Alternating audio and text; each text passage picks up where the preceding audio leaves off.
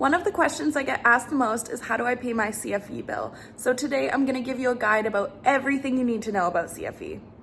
If you want to have electricity down here in Mexico, you're going to need to pay CFE, which is the government-run electricity provider. If you're purchasing pre-construction, you're gonna need to get CFE connected to your property on closing. To do this, you'll need to take identification, a meter reading, and documentation, including the sales contract with the proof of address to CFE. Make sure you verify exactly what you need with CFE before you go, otherwise you might get turned away and asked to come back. Many foreign purchasers will hire third-party representatives to do this for them. As they may not be in Mexico, the process can be confusing, or they might not speak Spanish. Now, if you're buying a completed home, you'll just need to switch over the CFE into your name by visiting CFE with your identification, sales contract, and proof of address. Once you have your CFE set up, I recommend creating your account on the CFE website, as well as the CFE app, which is called CFE Contigo.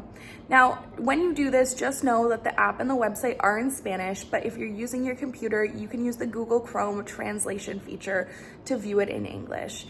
Now, on both of these, the website and the app, you'll be able to check your usage and you can look at your past bills.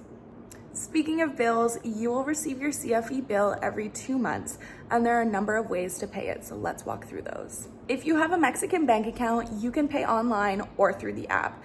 In order to get a Mexican bank account, you will need an RFC tax number, which you can only get once you have temporary or permanent residency. If you're considering getting residency in Mexico, watch my past reel on residency options. If you don't have a Mexican bank account, there are several options.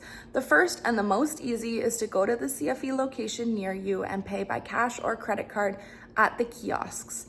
Alternatively, you can pay at any of the CFE partners listed on the bottom of your bill, which include OXXO or certain supermarkets, but just know that you're gonna need to pay in cash in pesos if you're paying at these partners. Also, if you're late on your CFE bill, you'll need to pay directly at CFE. Now, the main question people ask me is how do I pay my CFE bill if I'm not physically in Mexico? Some people say that you can use Amex online, but in my experience, that doesn't work. Some people are able to pay on the Zoom extension of PayPal, though it does not work for everyone. Your main avenue to make sure that your bills get paid on time is to either hire someone to do this for you or get a friend to do this.